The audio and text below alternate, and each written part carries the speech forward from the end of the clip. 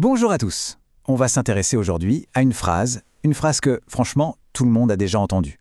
C'est un vrai cri de ralliement. Mais comme souvent, l'histoire derrière est, beaucoup plus surprenante et profonde qu'on ne l'imagine. Voilà, cette phrase. Spontanément, on pense écologie, activisme citoyen, une certaine idée du monde moderne, quoi. C'est devenu tellement un slogan, tellement familier qu'on ne se pose même plus la question d'où ça vient au juste. Et pourtant, cette question, elle vaut vraiment le coup d'être posée. Parce que oui, la formule a l'air taillée sur mesure pour notre époque, mais ses origines, elles, sont bien plus anciennes, bien plus complexes. Alors, qui a bien pu être le premier à dire ça? Allez, on part en quête de l'inventeur de cette fameuse formule. Et je crois que la réponse va en surprendre plus d'un. Et le voilà, le nom, Jacques Ellul. Mais ce qui est dingue, c'est pas tant le nom, c'est la date. Les années 30. Oui, les années 1930. On est bien avant les grands mouvements écolos des années 60 ou 70.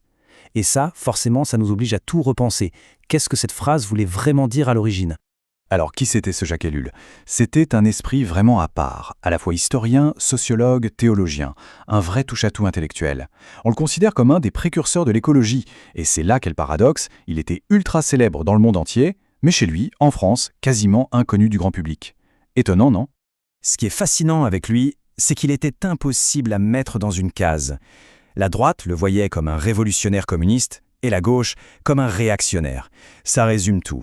Il dérangeait tout le monde, refusait les étiquettes. Un vrai franc-tireur, un dissident de la pensée. En fait, si on doit retenir une chose, c'est que tout son projet, tout son combat, c'était la liberté. Mais pas juste un grand mot, hein. La liberté très concrète, de penser par soi-même, de dire non à l'ère du temps. Et ce courage intellectuel, forcément, il l'a payé par une mise à l'écart, notamment dans les médias. Bon, revenons à notre phrase. Penser globalement. Qu'est-ce que ça voulait dire pour lui? Alors, attention, quand Ellul disait « global », il ne pensait pas à la planète, à la mondialisation comme on l'entend aujourd'hui. Non. Sa vision du global était, disons, beaucoup plus radicale. Et même un peu inquiétante. Pour Ellul, la seule chose à penser globalement, la force qui dominait tout le reste, c'était ce qu'il a appelé la technique, avec un grand T. C'est vraiment le concept central chez lui. Et c'est la clé pour comprendre ce que voulait vraiment dire cette phrase.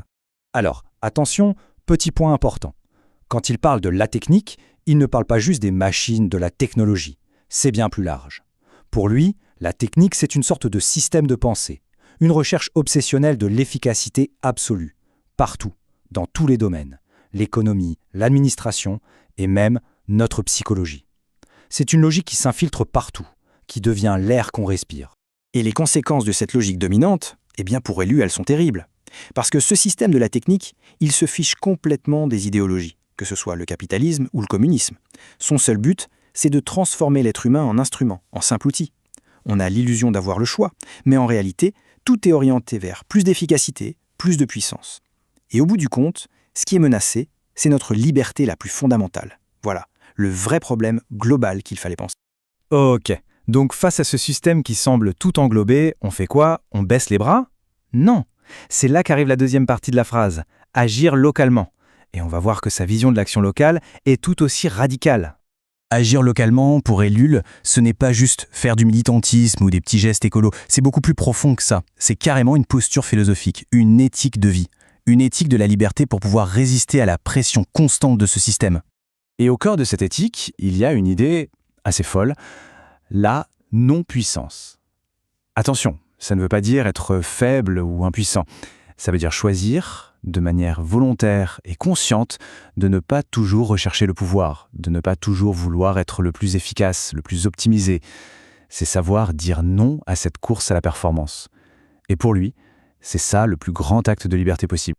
Donc voilà, on a vraiment deux mondes qui s'affrontent. D'un côté, ce qu'on pourrait appeler le monde de la technique, l'efficacité, le système, la puissance, la propagande, et de l'autre, la réponse d'Ellul, son éthique, la liberté, l'individu, la non-puissance et la parole vraie, authentique.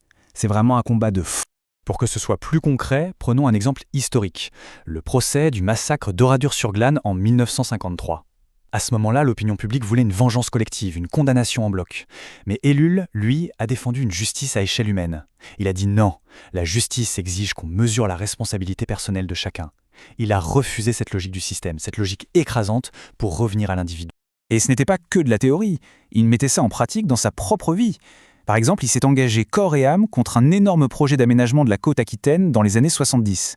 Pour lui, c'était une action locale, très concrète, défendre la nature et les gens du coin, contre une vision purement technocratique, complètement déshumanisée.